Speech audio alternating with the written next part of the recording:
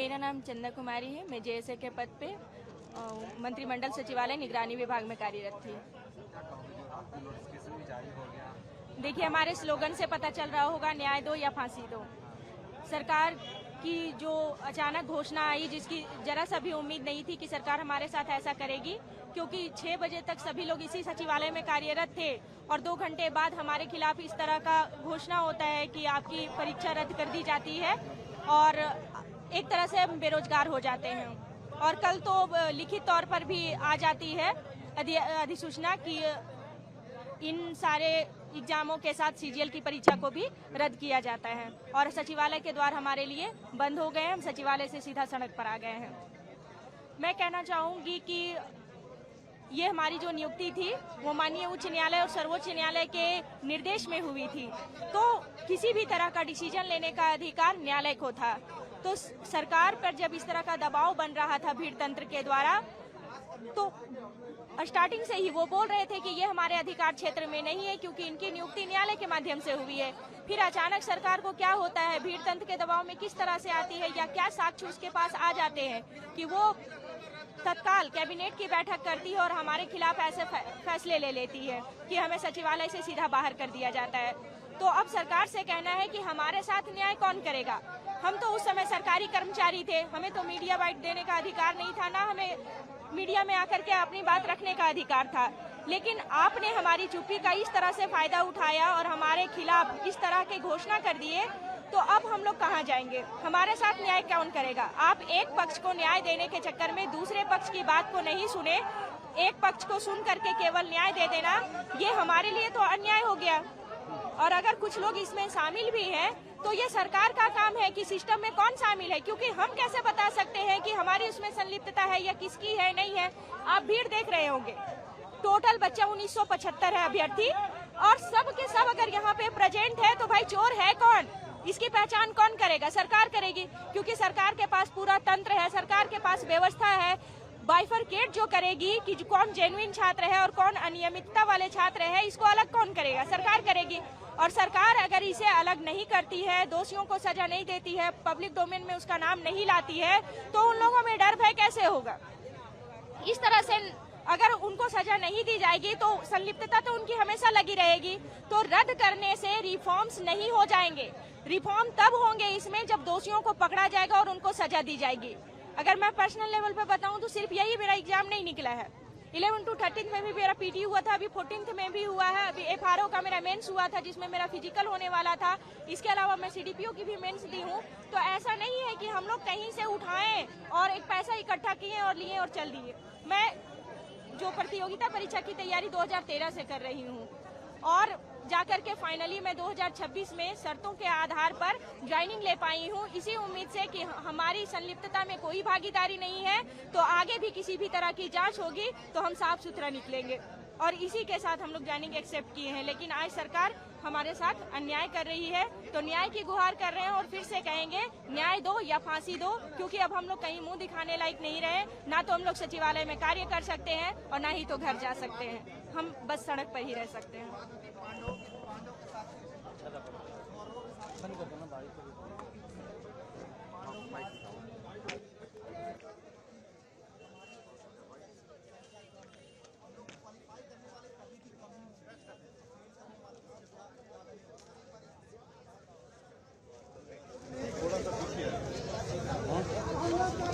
आगे आगे आगे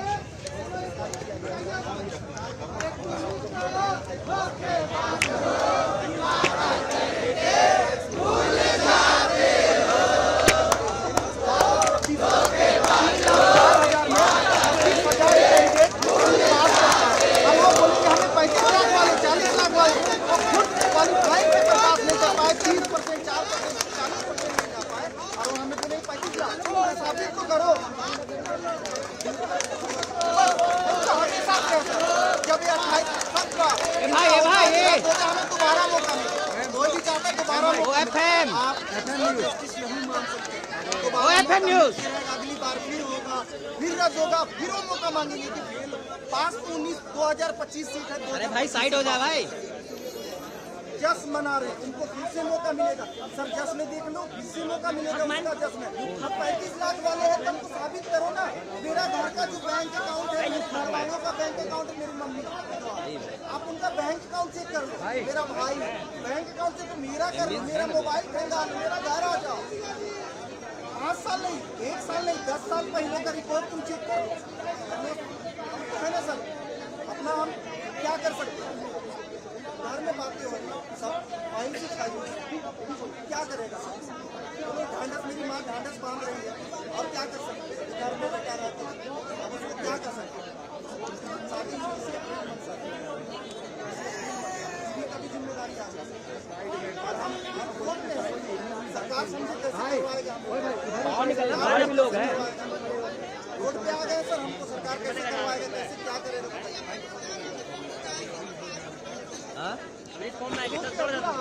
क्या समझेगा सर, कुछ भी इमोशनली जुड़ जाए उसके बाद भी पैसा चाहिए, जीने के लिए, जीवन निर्वाह के लिए पैसा चाहिए। खाने के लिए हम कितना दिन है सर, हम यहाँ 10 दिन मरे रहेंगे, मर जाएंगे, हम मर सकते हैं, हम माने हम यहाँ मर जाएंगे।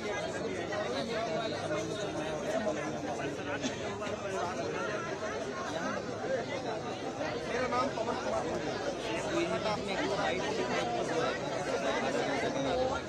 कैसे कंट्रोल जॉब कोई हो रहा है तो कोई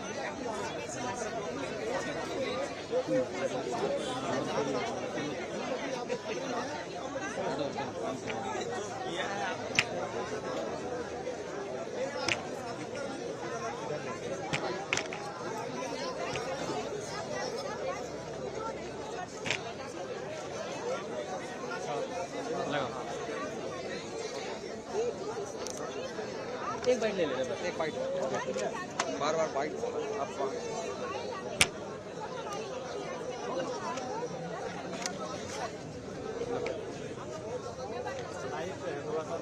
हम भी लाइव में, हम भी लाइव में आपका कट रहा होगा, कोई टेंशन नहीं, सुबह से कट रहा होगा। ए ना, कट रहा होगा, चिंता मत करो। आ जाओ इधर, तो आप इधर। कल तक आप इस कुर्सी पे बैठी थी, आप रोड पे आ गए, इस परिवर्तन को ये बहुत बुरा हुआ है। हम लोग ये सोचे नहीं थे, क्योंकि ये बहुत लंबा संघर्ष रहा है। हम लोग सबसे पहले तो एग्जाम दिए, उसके बाद स्टे लगा दिया गया, फिर कोर्ट में ये केस गया, कोर्ट के बाद हमारी ज्वाइनिंग हुई है।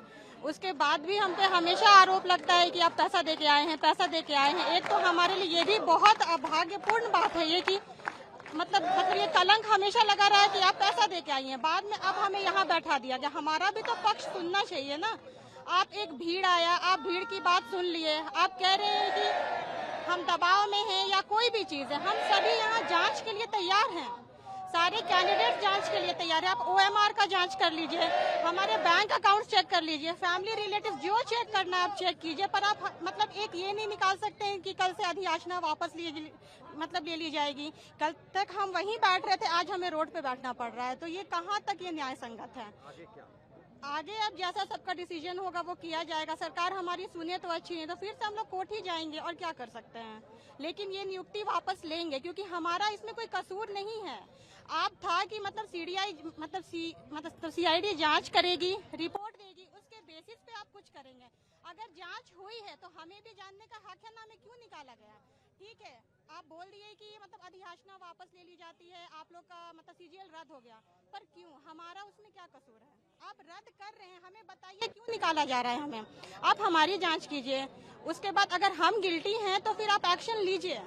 हमारा पूरा परिवार तैयार है उस चीज के लिए कि हम भी आके बैठेंगे आप लोगों के साथ, क्योंकि मतलब एक कैंडिडेट है, बहुत से मतलब ऐसे लोग हैं जो नौकरियां छोड़ के आए हैं, उनका तो पूरा परिवार रोड पे आ गया। किसी के बच्चे स्कूल में जा रहे हैं, किसी की शादी तय हुई होगी, अभी अगर वो टूट जाता है उसका जिम्मेदार कौन होता है। किसी के बच्चे स्कूल में, स्कूल वाले तो नहीं मानेंगे कि भाई आपकी नौकरी चली गई, आप फीस नहीं दे सकते हैं। कोई हॉस्पिटल में है, आप कैसे कह सकते हैं कि कल से आपको नौकरी पे नहीं आना है, आपकी अधियाचना वापस ले ली गई, आपको नौकरी नहीं मिलेगी। अब हम लोग क्या करें।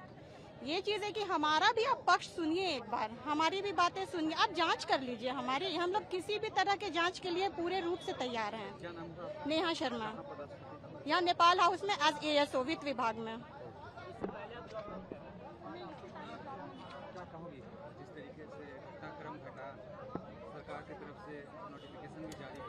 जाएगा, आप लोग आज रोड पे आ गए, जी, बारिश हो भी रही है, कैसे देख क्या आप देख रहे हैं परिस्थितियाँ क्या है पिछले 2 दिनों से। जिस ऑफिस के अंदर हम कार्यरत थे पिछले 7 महीने से, आज हमें ये सुनने को मिल रहा है कि हम लोग अब नौकरी में नहीं है, जेएसएससी सीजीएल की परीक्षा रद्द कर दी गई है। तो ये बिल्कुल भी न्याय संगत नहीं है। सरकार ने एक पक्षीय फैसला सुनाया है।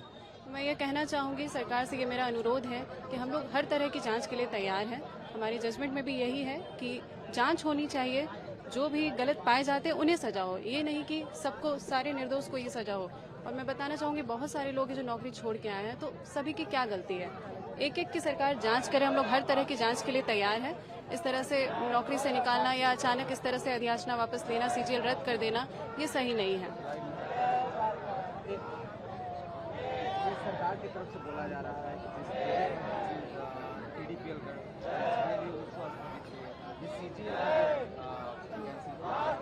सरकार क्या लगता है दबाव में, किसी दबाव में दिया गया? देखिए, सीजीएल परीक्षा को मैं बताना चाहूँगी टीडीपीएल ने नहीं लिया है। जितना भी था ये टीडीपीएल एजेंसी से जो भी रिलेटेड एग्जाम्स थे, सीजीएल को टीडीपीएल ने नहीं लिया है। उसके बावजूद एक दबाव में आकर, एक भीड़ तंत्र को सुन के, एक पक्ष को सुन के सरकार ने यह फैसला लिया है। इसलिए हम इसके खिलाफ है। हमारे साथ अन्याय हुआ है और हम यही अनुरोध करते हैं कि सरकार हमें न्याय दे। इससे पहले आप कहीं काम करते जी, मैं इससे पहले पिछले 7 साल से मैं राजस्व उपनिरीक्षक के पोस्ट पर कार्यरत थी और ये मेरी तीसरी सरकारी नौकरी है। तो हम कई लोग हैं जो इस तरह से नौकरी छोड़ के आए हैं, वो नॉर्मल रिजाइन करके आ गए हैं, जिनके पास ऑप्शन भी नहीं है कि वो पुरानी नौकरी में वापस जा सके। क्या गलती है हमारी? हम तो रोड पर आ गए, सबका परिवार कैसे चलेगा बताइए। अभी आप कहाँ कार्यरत हैं? मैं यहाँ प्रोजेक्ट भवन वित्त विभाग में एएसओ के पोस्ट पर कार्यरत थी। क्या नाम है आपका? मेरा नाम रानी गुप्ता।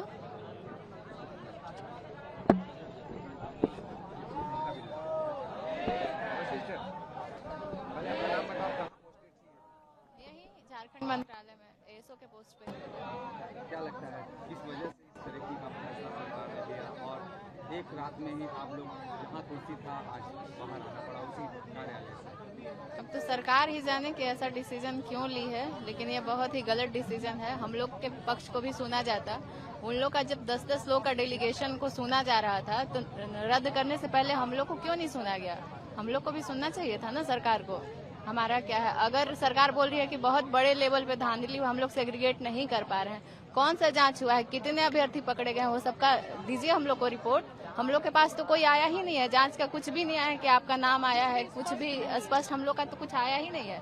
तो हम लोग किस बेसिस पे निकाले गए हैं बताइए, हम लोग को जवाब दीजिए। जजमेंट में ये लिखा था 6 महीने में सरकार सीआईडी अपना क्लोजर रिपोर्ट देगी। सीआईडी ने किसी तरह का क्लोजर रिपोर्ट नहीं दिया। अचानक से ये जो आंदोलन हुआ, जो भीड़ का दबाव बना, अचानक से ये जांच होती है, 10 दिन के अंदर ये फैसला आ जाता है कि सीआईडी ने जांच कर लिया है, अनियमितताएं हुई है मास स्केल पे और ये वैकेंसी रद्द की जाती है। कुछ भी क्लियर नहीं है। बिल्कुल बिल्कुल। सीआईडी अगर जांच हमारे तक क्यों नहीं पहुंचा? हम लोग का जांच क्यों नहीं हुआ? अगर हुआ था जांच तो हम लोग अगर निकाले गए हैं तो हम लोग का जांच होना चाहिए था ना। तो हम लोग के पास जांच क्यों नहीं हुआ अभी तक? तो आगे क्या सोचती है? क्या आगे तो अब हम लोग न्यायालय का ही शरण लेंगे और हमारे पास कोई ऑप्शन नहीं है फिलहाल। न्यायालय से पहले सरकार हमारी बातें मान ले। जी, प्रीति कुमारी, मैं बीएसओ डिपार्टमेंट में हूँ, सिमडेगा में पोस्टेड हूँ। जी, अभी जब भी जितने सरकार हमारी खिलाफ जो अभी रद्द की जो जारी किए वो गलत हैं और हम चाहते हैं उसको वापस ले जल्द से जल्द, क्योंकि हमारे साथ अन्याय हुआ है और हम चाहते हैं कि जो गलत तरीके से यहाँ पर आए हैं, अगर उनको लगता है अगर वो जांच में मिली है तो उन्हें बाहर किया जाए। अभी तक तो हमारी नाम तो नहीं आई, तो हमें तो ज्वाइनिंग पे रखना चाहिए पहले से बस।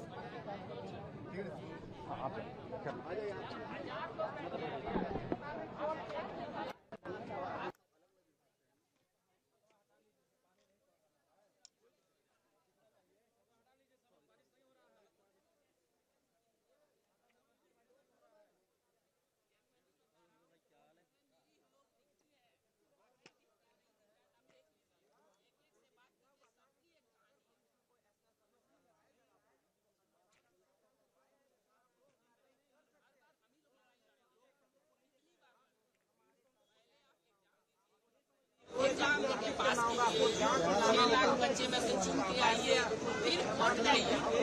कोर्ट से जीतिए, फिर हाई कोर्ट और सुप्रीम कोर्ट में आप रोक दीजिए, पैसा खर्च कीजिए, फिर आप नियुक्ति लीजिए। नियुक्ति लेने के बाद 4 आदमी बैठ के एक नेता के लेटर पर 4 आदमी बैठ के आपके भाग्य विधाता बन जाते हैं। उनको भाग्य विधाता बनने का कौन मौका देता है? हमारा भाग्य विधाता, हम अपना भाग्य खुद लिखे हैं, अपने इन हाथों से लिखे हैं। हम पढ़े हैं, हम पढ़ के आए हैं, हम लड़ कर आए हैं और एक फैसला आता है कि सब रद्द कर दो। क्या चल क्या रहा है देश में? सर मेरे को कुछ नहीं पता, मैं जेन्युइन हूँ।